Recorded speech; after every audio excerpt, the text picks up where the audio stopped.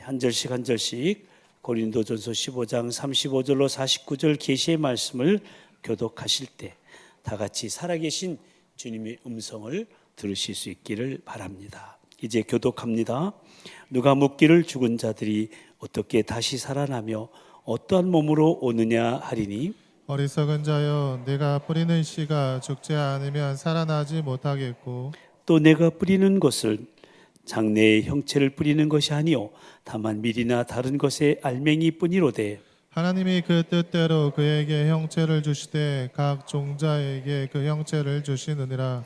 육체는 다 같은 육체가 아니니 하나는 사람의 육체요 하나는 짐승의 육체요 하나는 새의 육체요 하나는 물고기의 육체라. 하늘에 속한 형체도 있고 땅에 속한 형체도 있으나 하늘에 속한 것의 영광이 따로 있고 땅에 속한 것의 영광이 따로 있으니 해의 영광이 다르고 달의 영광이 다르며 별의 영광도 다른데 별과 별의 영광이 다르도다. 죽은 자의 부활도 그와 같으니 썩을 것으로 심고 썩지 아니할 것으로 다시 살아나며 욕된 것으로 심고 영광스러운 것으로 다시 살아나며 약한 것으로 심고 강한 것으로 다시 살아나며 육의 몸으로 심고 신령한 몸으로 다시 살아나니 육의 몸이 있은즉 또 영의 몸도 있느니라. 기록된 바 첫사람 아담은 생명이 되었다 함과 같이 마지막 아담은 살려주는 영이 되었나니 그러나 먼저는 신령한 사람이 아니요 육의 사람이요 그 다음에 신령한 사람이니라. 첫사람은 땅에서 났으니 흙에 속한 자이거니와 둘째 사람은 하늘에서 나셨느니라. 무릇 흙에 속한 자들은 저 흙에 속한 자와 같고 무릇 하늘에 속한 자들은 저 하늘에 속한 이와 같으니 다 같이 우리가 흙에 속한 자의 형상을 입은 것 같이 또한 하늘에 속한 이의 형상을 입으리라. 아멘. 아멘. 오늘 우리는 오순절 후 네 번째 주일이자 통일주일을 맞이했는데요. 통일주일이란 6.25 상기 주일의 바뀐 명칭으로 이렇게 명칭을 바꿨다는 것은 통일이라는 우리나라 과제를 강조하기 위한 미래지향적인 조처라 생각이 됩니다만 어쨌든 우리나라는 올해로 6.25 전쟁 73주년을 맞이했습니다. 오늘이 또 바로 그 6.25 전쟁이 발발된 날이기도 하죠. 73년 전 오늘 새벽 4시 북한의 탱크는 이 한반도를 피로 물들이는 동족상잔이라는 뼈아픈 역사의 시작을 알리는 포탄을 쏘아 올리고 말았습니다. 이날 일본으로부터 해방된 기쁨도 잠시, 해방된 지 5년도 안 되어 우리나라 현대사에 씻을 수 없는 비극이 시작되었고 지금까지도 뼈아픈 상처와 분단된 조국과 이산가족의 아픔을 가진 채 세계 유일의 분단 국가로서 여전히 북한의 핵무기 개발과 미사일 발사 등 도발적인 행동에 따른 국가 안보의 위기를 느끼고 있는 현실에 놓여 있습니다. 그래서 나라와 민족을 위해서 기도하는 우리 교회들은 다시는 6.25와 같은 동족상잔의 비극이 이 땅에 없기를, 아니 하나님의 손에서 하나가 되는 민족의 대화합과 평화 통일을 위해 기도하며 6.25 상길로 지켜왔고 이제는 통일주일로 지키게 된 것입니다. 여하튼 우리는 6.25 상기 주일이든 통일주일이든 지나간 역사가 수치스러운 역사일지라도 그 역사에서 교훈을 받고 그 역사를 거울 삼아 잘못된 역사를 반복하지 않을 뿐만 아니라 더 나아가 새로운 역사를 써나가야 하는 것이죠. 모쪼록 나라와 민족을 향한 그리스도인으로서의 책임을 통감하며 아직도 전쟁의 상처와 후유증으로 힘들어하고 있는 이 나라의 민족을 가슴에 끌어안고 하나님의 손에서 하나가 되는 민족의 대화합과 평화 통일을 위해 기도의 무릎을 꿇는 우리 모두가 다 되시기를 주님의 이름으로 간절히 축원합니다. 아멘. 우리는 그동안 주일 오전 축제의 시간마다 다음 세대의 브릿지로 믿음을 굳게 하라는 올 2023년도 표에 발맞추어 다음 세대의 브릿지 확실한 믿음의 기준이라는 주제 아래 우리 성도들의 신앙 고백문인 사도신경에 대해서 함께 생각해 왔는데요. 사도신경은 크게 세 부분, 즉 성부 하나님, 성자 예수님, 그리고 성령 하나님에 대한 고백 부분으로 이루어져 있다고 말씀을 드렸습니다. 그리고 사도신경은 삼위일체 하나님을 믿는 믿음의 고백과 증언으로 우리 믿음의 확실한 기준이요 진리의 복음인 것입니다. 이제 성령 하나님 부분에서 마지막 몸의 부활과 영생에 관한 부분만 살펴보게 되면 사도신경 강해가 마쳐지게 되는데요. 그동안 우리는 사도신경 강해를 통해 우리가 무엇을 믿고 있는지, 그리고 그것을 고백하고 있는 우리의 신앙 고백적 삶은 어떠해야 되는지에 대해서 배워왔는데요. 모쪼록 이 믿음의 기준에서 흔들리지 않고 굳건하게 서서 믿음으로 승리하는 그리스도인의 삶을 살아가는 우리 모든 도봉 가족들 다 되시기를 우리 믿음의 주시어 또 온전하게 하시는 이인 우리 주님의 이름으로 간절히 축원합니다. 아멘. 오늘 말씀의 제목을 한번 따라서 하십니다. 몸의 부활. 몸의 부활. 그렇습니다. 오늘 우리가 함께 생각해 볼 신앙 고백은 몸의 부활인데요. 몸의 부활을 믿는다는 것은 죽음 이후의 사건에 대한 믿음의 고백으로 인류의 정신사에 있어서 죽음 이후에 대한 이해로 몇 가지 설이 있어 왔습니다. 먼저는 불가지론이 있습니다. 이 견해는 사물인의 본질이나 궁극적 실체의 참모습은 사람의 경험으로는 결코 인식할 수 없다는 이론으로 대표적으로 유교를 들 수가 있습니다. 죽음에 대한 물음에 대해 공자가 이렇게 대답을 했습니다. 사람이 사는 것도 모르는데 어찌 죽는 것을 알겠는가? 그러니까 사후세계에 대해서 인간은 알 수 없다는 것이죠. 그리고 영원 불멸설이 있습니다. 톨스토이 작품 속에 흐르고 있는 사상이라 하여서 톨스토이적 부활이라고도 하는데, 육체는 죽지만 영혼은 영원하다는 겁니다. 이 영원 불멸설은 인간이 태어나기 전에 영혼은 이미 있었고, 인간이 태어나면서 영혼은 인간의 몸에 갇혀 있다가 인간이 죽으면 감옥과 같은 몸에서 분리되어 자유롭게 된다고 믿는 겁니다. 그러니까 인간의 육체는 결국 흙으로 다 돌아가며 오직 영혼만이 영구하다는 겁니다. 그러므로 영혼이 구원받도록 힘써야 한다는 것입니다. 이것은 자칫 우리 기독교의 부활과 혼동될 가능성이 있습니다. 또한 불로장생설이 있습니다. 대표적으로 도교를 들 수가 있는데요. 육체와 영혼은 모두 죽지 않을 수 있는 길이 있다고 보는 겁니다. 그러니까 돌을 닦아서 도인이 되고 신선이 되면은 죽음을 면할 수 있다고 믿는 겁니다. 그래서 중국의 진시 황제는 불로장생처를 구하기 위해서 그 많은 사람들을 사지로 내몰지 않았습니까? 그리고 윤회설이 있죠. 대표적으로 불교의 주장인데요. 죽음 이후에 다른 생명으로 되돌아온다는 겁니다. 이 윤회설은 영월 불멸설과 그 맥을 같이 하는데, 그래서 전생이 있고 이생이 있고 내생이 있다고 믿는 겁니다. 그러나 여러분, 우리 기독교는 죽음 이후에 대한 이해로 몸의 부활을 믿습니다. 아멘. 그래서 우리는 사도신경을 통해서 몸의 부활을 믿는다고 고백하고 있는 것인데, 이 몸의 부활이란 우리 육체가 죽은 다음에 영혼만 홀로 남아서 영생하는 것이 아니라 우리 주님 다시 오실 때 죽은 몸이 다시 살아나서 영원한 생명을 누리게 된다는 거예요. 아멘. 그러므로 몸의 부활이란 죽은 자가 다시 생명을 얻게 되는 것으로서 몸으로 형성되어가는 우리의 삶이 죽음을 끝으로 모두 폐기처럼 되는 것이 아니라 그리스도 안에서 다른 차원의 몸으로 바뀌어 눈물이나 한숨이나 질병이나 고통이나 죽음이 없는 영원한 삶에 들어가게 된다는 것입니다. 그러니까 처음 지음받았을 때의 상태로 회복된다는 것이죠. 여러분, 이것이 구원입니다. 구원은 본래 상태로의 회복인 것입니다. 아멘. 그러니까 죄짓기 전 상태로의 회복, 바로 에덴으로의 회복을 의미하는 거예요. 이것은 영육의 완전한 회복이요 구원의 완성인데, 이것이 바로 우리 주님 다시 오실 때, 즉 부활의 때에 이루어진다는 것입니다. 아멘. 지금 우리는요, 죄인의 몸을 입고 있기에 우리의 영혼은 구원받아 지금 천국을 살고 있지만 우리 몸은 여전히 죄의 유혹을 이기지 못하고 갈팡질팡 살아가다가 죽음을 맞이하게 되는 것입니다. 그러나 하나님께서 아담과 하와에게 처음에 몸을 주셨을 때 그 몸은 죽는 몸이 아니었습니다. 그런데 죽지 않을 몸이 죄로 인해 죄가 들어와 죽게 된 겁니다.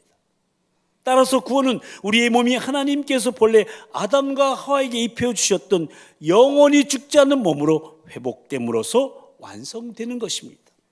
그러니까 우리가 사도신경을 통해서 몸의 부활을 믿습니다 고백하는 것은 죽은 자의 부활을 믿는다는 것이요, 우리가 장차 부활할 것을 믿는다는 것이요, 완전한 구원, 오직 영혼만의 구원이 아니라 영혼과 육신의 완전한 구원에 이룰 것을 믿는다는 고백입니다. 아멘. 아멘. 그렇다면 여러분, 우리가 몸의 부활을 믿는 그 근거는 무엇이겠습니까? 그것은 바로 우리 주 예수 그리스도의 부활입니다. 아멘. 그렇습니다. 예수님께서 죽은 자 가운데서 사망 권세를 깨뜨리시고 부활하심으로 부활의 첫 열매가 되어주셨기 때문에 그분을 구주로 고백하고 믿는 모든 성도들도 부활할 것을 성경은 증거하고 있습니다. 아멘. 여러분, 부활할 것을 믿습니까? 절반만 아멘 하시는데, 오늘 본문 있는 고린도전서 15장 20절에서 22절 말씀인데요, 이 말씀 함께 읽어보실까요? 다 같이 시작. 그리스도께서 죽은 자 가운데서 다시 살아나사 잠자는 자들의 첫 열매가 되셨도다. 사망이 한 사람으로 말미암았으니 죽은 자의 부활도 한 사람으로 말미암는도다. 아담 안에서 모든 사람이 죽은 것 같이 그리스도 안에서 모든 사람이 삶을 얻으리라. 아멘. 여러분, 그리스도 안에 계시죠? 아멘. 예수 믿으시죠? 아멘. 여러분도 부활하실 줄로 믿습니다. 아멘. 그러니까 예수 그리스도의 부활 사건은 우리 부활의 유일한 보증과 증거가 된다는 말씀입니다. 만약에 예수님의 부활이 없다면 우리는 우리의 부활에 대한 믿음을 가질 수가 없는 거예요. 그런데 예수님의 부활은 그 형체를 만질 수 없는 유령과 같은 영적인 부활이 아니라 우리의 손으로 만질 수 있는 몸으로서의 부활, 그러나 그 몸은 돌아가시기 전의 모습과는 전혀 다른 영화롭고도 영광스럽고도 신령한 몸으로서의 부활이라는 겁니다. 그런데 오늘 본문에는 몸의 부활을 믿지 못하는 몇몇 사람들이 나오는 것을 보게 됩니다. 그래서 그들은 이렇게 묻고 있는 거예요. 35절 말씀이죠. 누가 묻기를 죽은 자들이 어떻게 다시 살아나며 어떠한 몸으로 오느냐 하리니. 이들은 고린도 교회의 일부 성도들로서 당시 영혼 불멸을 신봉하던 헬라 사람들의 영향을 받아서 몸의 부활을 믿지 않고 부활을 영적인 것으로만 간구하고 있었던 겁니다. 헬라 사람들은 영혼은 영원하고 선하고 귀하다고 생각했지만 이 육체는 연약하고 악하고 더럽다고 생각했어요. 그러니까 상처받기 쉽고 변하기 쉽고 죽기 쉬운 육체는 허무하고 덧없는 것으로 다만 영혼의 껍데기에 불과하다고 생각했던 거예요. 심지어 앞에서도 언급했지만 육체를 영혼의 감옥으로 생각했어요. 여러분, 감옥이 사람을 가두고 구속하듯이 육체도 영혼을 가두고 구속한다는 거예요. 그러므로 인간이 행복하게 살려면 감옥을 부수고 탈출해야만 한다는 것이 저들이 신봉하는 영혼 불멸이었던 것입니다. 그래서 어떤 사람들은 영혼의 감옥인 육체를 멸시하거나 학대하곤 했는데 그것이 극단적인 금욕주의로 나타났고요. 또 어떤 사람들은 육체는 어차피 덧없는 것이므로 아무렇게나 굴려도 전혀 상관없다고 생각하고 방탕과 음란에 빠졌던 것입니다.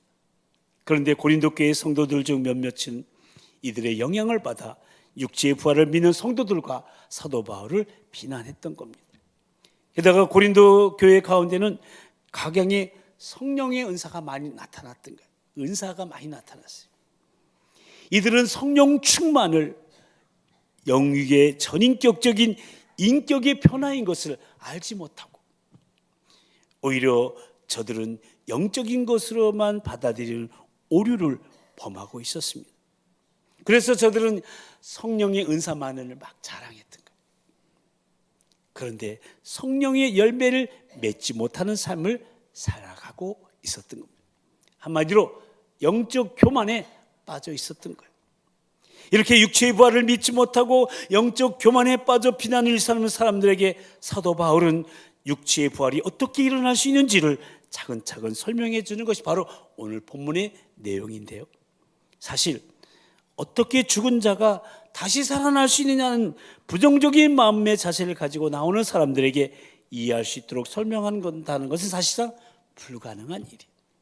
더구나 그 문제가 과학적으로 증명해 볼 수 있는 현상에 관한 것이 아니라 죽은 자의 부활이라고 하는 불가사의한 문제인 경우에는 더더욱 그러합니다. 저들의 질문의 요지는 죽어 썩은 몸이 어떻게 다시 새롭게 재조직될 수 있느냐 하는 것인데, 이것을 간파한 사도 바울은 씨앗의 예를 들어서 몸의 부활이란 썩은 육체의 재조직을 뜻하는 현상학적 변화가 아니라 새로운 육체, 즉 신령한 몸으로의 완전한 변화임을 설명하는 거예요. 오늘 본문 36절에 38절까지 말씀이죠. 다시 한번 읽어보십니다. 시작. 어리석은 자여, 내가 뿌리는 씨가 죽지 않으면 살아나지 못하겠고, 또 내가 뿌리는 것은 장래의 형체를 뿌리는 것이 아니요 다만 밀이나 다른 것의 알맹이뿐이로되, 하나님이 그 뜻대로 그에게 형체를 주시되 각 종자에게 그 형체를 주시느니라. 아멘. 그러니까 사도 바울은 씨가, 여러분 씨가요 땅속에 뿌려지는 것을 죽음에 비유했던 거예요. 씨가 뿌려지는 것은 단지 씨 알맹이뿐이지만 그 씨 알맹이는 죽어 나중에는 전혀 새로운 식물로 형체가 되살아나듯이 인간도 죽은 다음에 전혀 새로운 형체로 되살아난다는 말씀입니다. 다시 말씀드리면 땅속에 뿌려진 작고 볼품없는 씨 알맹이가 나중에 매우 다른 아주 아름다운 식물로 자라나듯이, 그러니까 씨앗의 형체와 식물의 형체가 완전히 다르듯이 우리의 죽은 몸은 전혀 다른 형체로 다시 살아난다는 말씀이에요. 아멘. 그렇다면 죽은 사람이 어떤 형체로 다시 살아난다는 말입니까? 그것에 대해서 바울은 하나님이 그 뜻대로 각 종자에게 합당한 그 형체를 주시듯이 우리에게도 합당한 형체를 주신다고 말하고 있는 겁니다. 그 내용이 이어지는 본문 39절 44절의 말씀인데, 39절 한번 보시면 육체는 다 같은 육체가 아니니 하나는 사람의 육체요, 하나는 짐승의 육체요, 하나는 새의 육체요, 하나는 물고기의 육체라. 그러니까 바울은 먼저 모든 육체가 다 같은 육체가 아니라고 말합니다. 사람의 육체가 있는가 하면 짐승의 육체가 있고 또 새의 육체가 있고 물고기의 육체가 있다는 겁니다. 그러니까 모두 자기가 사는 환경과 역할에 가장 적합한 육체를 가지고 있다는 거예요. 부활의 형체도 마찬가지라는 거예요. 저 하나님 나라에서 살아가기에 가장 알맞는 형체, 즉 하늘에 속한 형체로 우리의 몸이 부활하게 된다는 말씀입니다. 그러므로 어떤 모습으로 부활할 것인지 염려할 필요가 없어요. 분명한 것은 우리가 바라던 모습보다 훨씬 더 아름답고 영광스러운 육체로 변화하게 된다는 사실입니다. 아멘. 또한 사도 바울은 모든 영광도 다르다고 말합니다. 40절 41절 말씀이죠. 하늘에 속한 형체도 있고 땅에 속한 형체도 있으나 하늘에 속한 것의 영광이 따로 있고 땅에 속한 것의 영광이 따로 있으니 해의 영광이 다르고 달의 영광이 다르며 별의 영광도 다른데 별과 별의 영광이 다르도다. 그러니까 모든 만물은 제각기 나름대로 다 다른 영광을 가지고 있다는 거예요. 영광이 하나님으로부터 제각기 영광스러운 존재로 지음받았기 때문에 이 땅에 그 어떤 하찮은 존재다 할지라도 하나님의 영광을 반사하지 않는 법이 없다는 거예요. 모두가 존귀하고 모두가 다 가치가 있고 모두가 하나님의 영광을 지니고 있기에 그래서 모든 피조물이 하나님의 영광을 노래하는 거예요. 아멘. 하지만 모두 같은 영광이 아니라는 거예요. 하늘에 속한 것의 영광이 따로 있고 땅에 속한 것의 영광이 따로 있다는 거예요. 해와 달의 영광이 다르며 달과 별의 영광도 다르고 심지어 별과 별의 영광도 다르다는 거예요. 그리고 여러분, 인간은요, 만물보다는 뛰어나지만 천사보다는 못한 영광을 가지고 있습니다. 여러분, 첫사람 아담은 땅에서 났고 흙에 속한 자입니다. 그래서 아무리 존귀한 영광을 가진 인간도 죽으면 결국 땅과 흙으로 돌아가야 됩니다. 하지만 둘째 사람, 즉 예수 그리스도는 하늘에서 나셨고 하늘로부터 오셨습니다. 그에 대한 증언이 오늘 본문 47절에서 49절 말씀인데요, 함께 읽어보실까요? 다 같이 시작. 첫사람은 땅에서 났으니 흙에 속한 자이거니와 둘째 사람은 하늘에서 나셨느니라. 무릇 흙에 속한 자들은 저 흙에 속한 자와 같고 무릇 하늘에 속한 자들은 저 하늘에 속한 이와 같으니 우리가 흙에 속한 자의 형상을 입은 것 같이 또한 하늘에 속한 이의 형상을 입으리라. 아멘. 그러니까 예수 그리스도는 비록 인간의 형상으로 이 땅에 오셨지만 하늘로부터 오셨기 때문에 다시 하늘로 올라가셨다는 겁니다.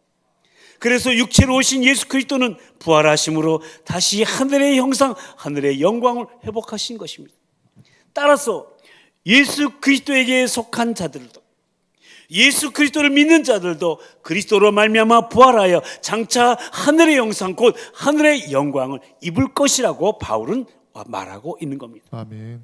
다시 말씀드리면 썩을 유한한 땅의 몸이 썩지 않을 영원한 하늘의 몸을 입는다는 거예요.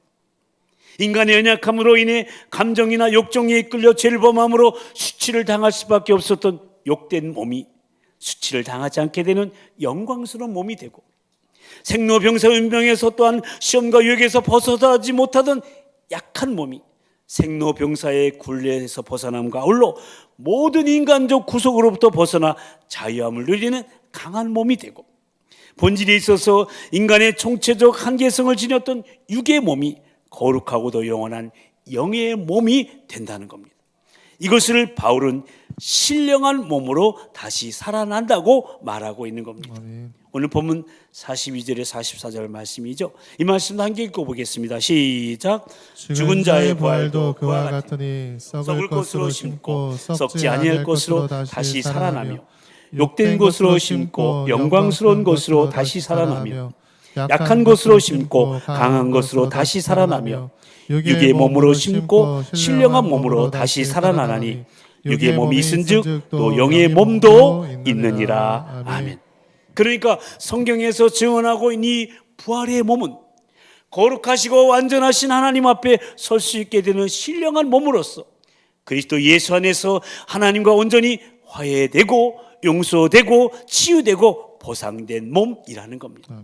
그래서 성도들 가운데, 우리 믿는 분들 가운데 화장을 꺼려하는 분들이 더러 있음을 보게 되는데 염려할 것 없습니다. 우리가 잘 아는 것처럼 나라와 문화마다 장례 방식이 제각기 달라요. 시신을 땅에 묻는 매장 방식이 있는가 하면 관을 동굴 안에 넣는 방식도 있고요, 시신을 불에 태우는 화장의 방식도 있습니다. 그리고 시신을 저 물에 가라앉혀서 물고기의 먹이가 되게 하는 방식도 있는가 하면 시신을 저 높은 산에 눕혀놓고 새들의 먹이가 되게 하는 방식도 있습니다. 요즘에는 땅이 부족한 탓에 시신을 화장한 유골을 납골당에 안치하거나 유골을 나무의 비료로 주기도 합니다. 수목장이라고 하죠.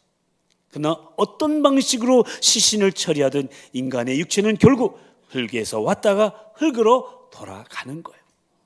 땅속에서 심겨진 씨앗이 그 원래의 모습을 잃게 되듯이 인간도 죽으면 그 원래의 모습을 잃게 됩니다. 하지만 땅속에 심겨진 씨앗이 나중에 전혀 다른 새로운 형체로 되살아나듯이 인간도 죽은 다음에 전혀 새로운 형체로 되살아나는 겁니다. 아멘.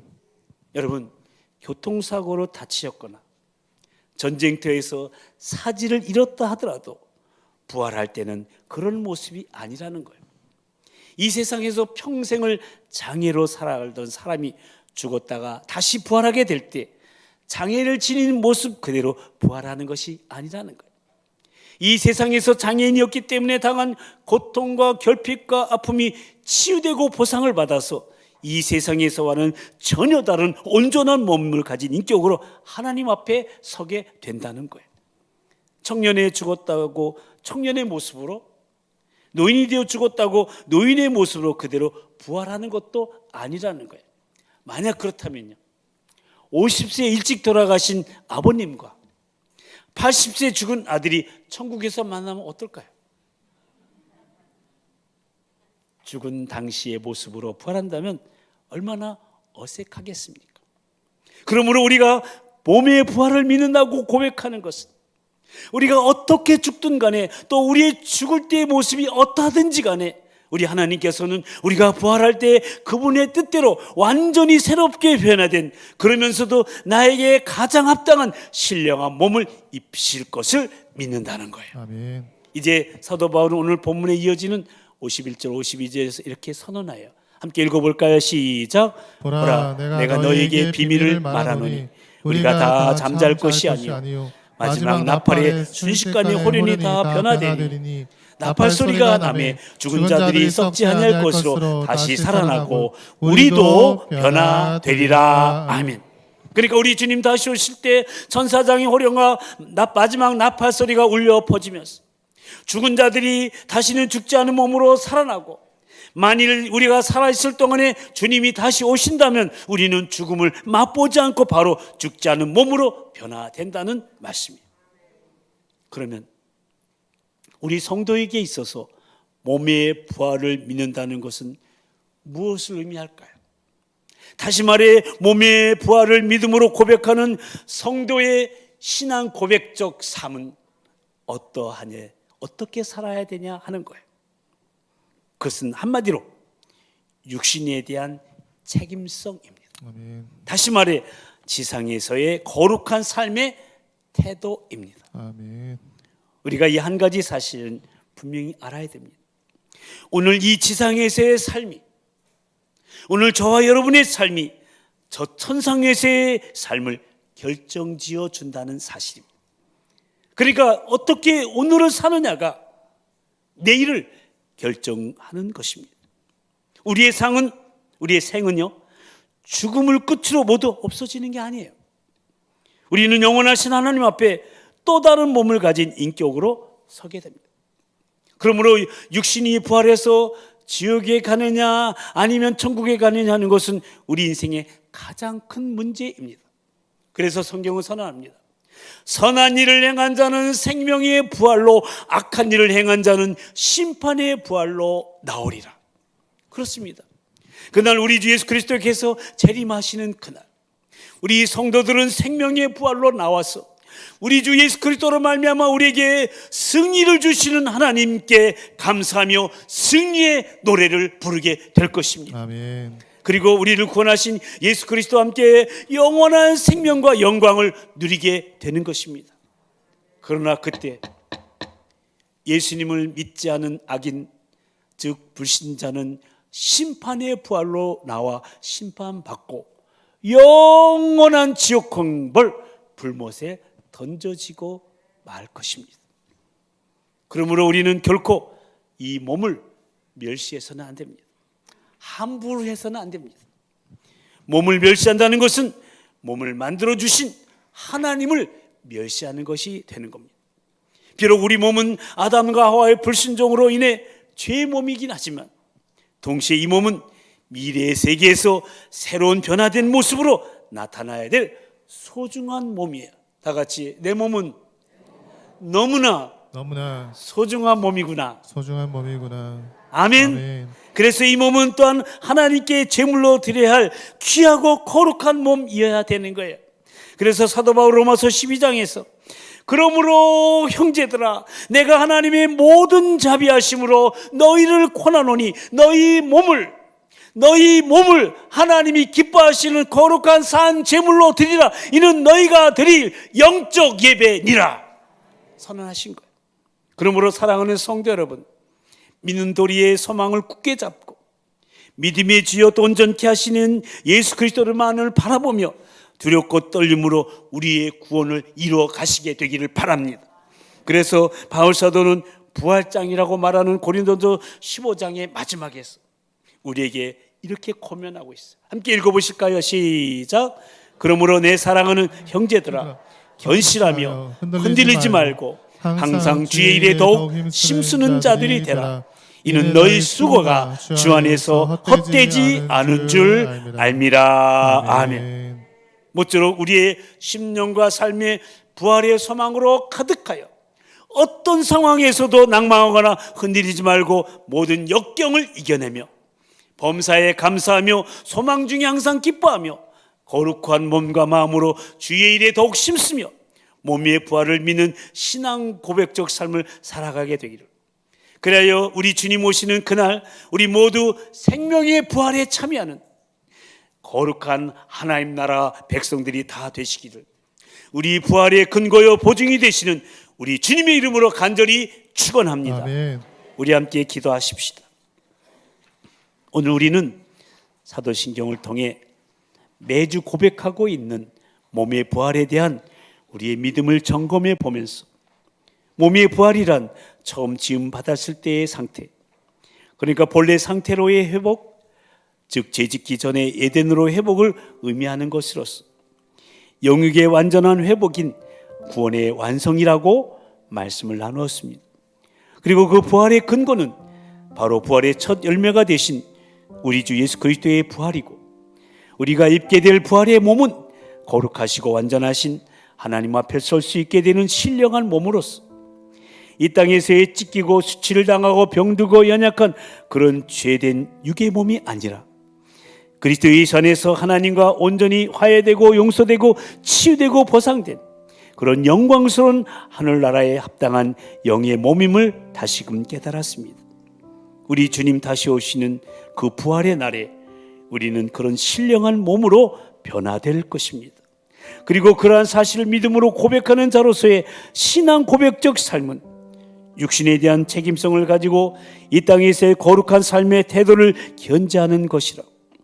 그것은 바로 육신을 멸시하지 않고 이 육신이 죄의 병기가 되지 않도록 우리 몸을 날마다 하나님이 기뻐하시는 거룩한 산 제물로 드리며 하나님 앞에서 두렵고 떨림으로 구원을 이뤄가는 성화의 삶을 사는 것이라고. 어떠한 상황에서도 낭망하거나 흔들리지 말고 소망 중에 기뻐하며 감사하며 주의 일에 더욱 힘쓰는 삶이라고 메시지를 받았습니다. 우리 이러한 사실을 기억하면서 이 시간 결단의 기도를 드리십시다.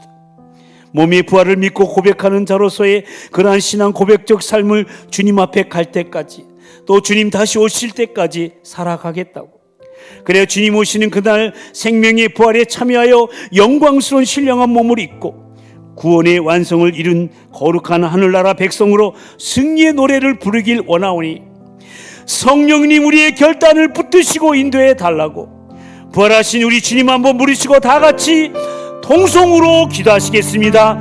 주여, 사랑과 자비와 은총의 주님, 오늘 몸의 부활에 대한 말씀을 통해 우리에게 교훈과 은혜를 주신 주님을 찬양합니다. 몸의 부활이 처음 지음받았을 때의 상태, 본래의 상태로 회복, 죄짓기 전에 에덴으로 회복을 의미하는 것으로서 영육의 완전한 회복이 구원의 완성이라는 말씀을 주셔서 감사를 드립니다.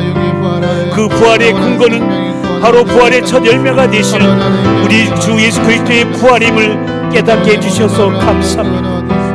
우리가 있게 될 부활의 몸, 거룩하시고 완전하신 하나님 앞에 설 수 있게 되는 신령한 몸으로서 부활임을 인하여 감사를 드립니다. 이 땅에서 지키고 수치를 당하고 병들고 연약한 죄된 몸이 아니라 예수님 안에서 하나님과 완전히 화해되고 용서되고 치유되고 보상된 영광스러운 하늘나라에 합당한 영의 몸인을 인하여 감사를 드립니다.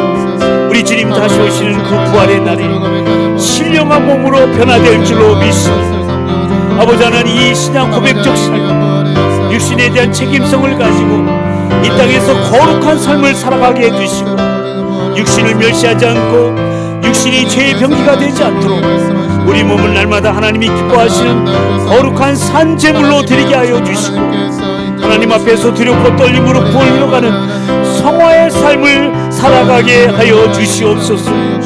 어떤 상황 속에서도 낭망으로 흔들리지 않고 소망 중에 기뻐하게 해주시고 감사하며 주일에 더욱 힘쓰는 삶을 살아가는 우리 성도님들, 우리 자녀들, 우리 목장, 우리 기관, 우리 차영지들을 되게 하여 주시옵소서. 주님 앞에 갈 때까지, 주님 다시 오실 때까지 몸의 부활을 믿고 고백하는 신앙 고백적 삶을 살아가는 우리 모두가 되게 하여 주시옵소서.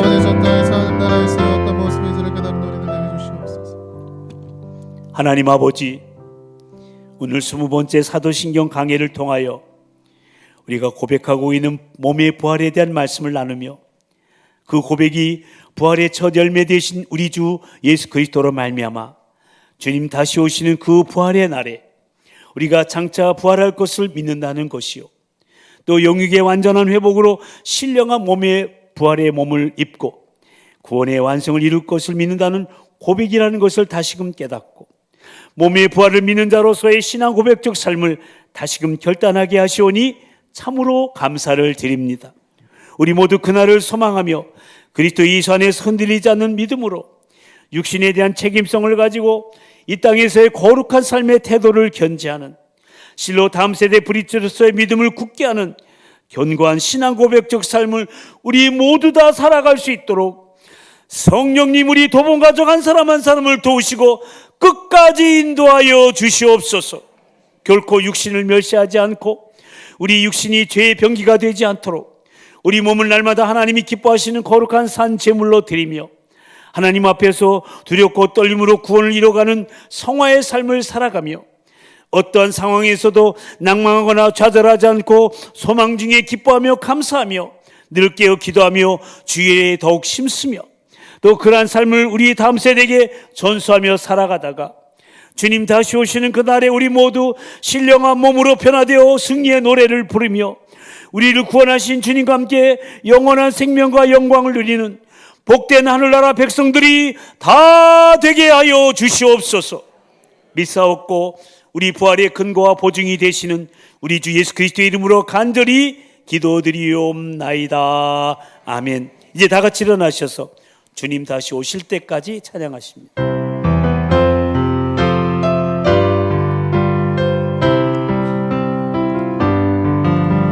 주님 다시 오실 때까지 나는 이 길을 가리라. 좁은 문 좁은 길, 좁은 문 좁은 길, 나의 십자가 지고 나의 십자가 지고. 우리 옆에 사람을 축복하면서 나의 가는 이 길 끝에서 나의 가는 이 길 끝에서 나는 주님을 맞이하게 될 것이다. 나는 주님 영광의 내 주님, 영광의 내 주님 나를 맞아 주실 것입니다. 나를 맞아 주시니. 우리 양손을 높이 드시고 주님 다시 오실 때까지, 주님 다시 오실 때까지 나는 일어나 달려가리라. 나는 일어나 달려가리라. 주의 영광 온 땅 덮을 때, 주의 영광 온 땅 덮을 때 나는 일어나 노래할 것입니다. 나는 일어나 노래하리. 아멘. 내 사모하는 주님, 내 온 세상 구주이십니다. 온 세상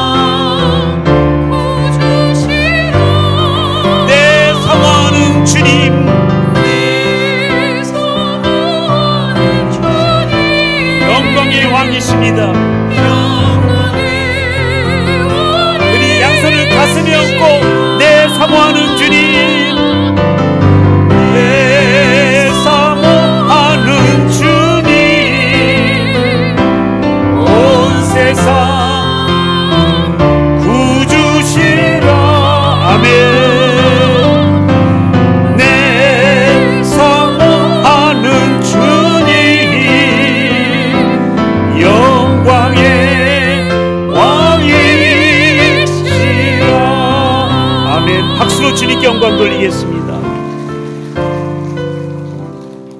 이제는 우리의 완전한 구원을 위해 죽으시고 부활하신 하나님의 아들 우리 주 예수 그리스도의 그 크신 구속의 은혜와 그 아들을 통하여 우리의 부활을 보증하신 하나님 아버지의 그 극진하신 사랑하심과 지금도 우리 함께 하시며 말씀을 통해 우리 부활을 확증시키시며 두렵고 떨림으로 구원을 이루어가게 하시는 성령님의 교통하심과 충만하심이 몸 위의 부활을 믿음으로 고백하는 성도로서 오직 우리 부활의 근거가 되신 예수 그리스도만을 바라보며 우리의 몸을 하나님이 기뻐하시는 거룩한 산 제물로 드리며 흔들리지 않은 견고한 소망 가운데 항상 기뻐하며 감사하며 주의 일에 더욱 힘쓰는 신앙 고백적 삶을 살아가기로 다짐하며 그래야 주님 오시는 날 생명의 부활에 참여하는 영광스러운 신령한 몸으로 변화될 것을 기대하며 오순절의 네 번째 주간의 삶을 예배로 시작한 우리 도봉 가족들 한 사람 한 사람 위에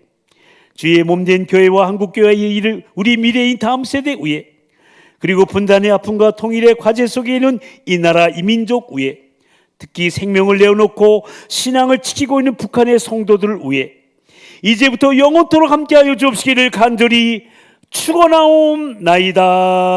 아멘.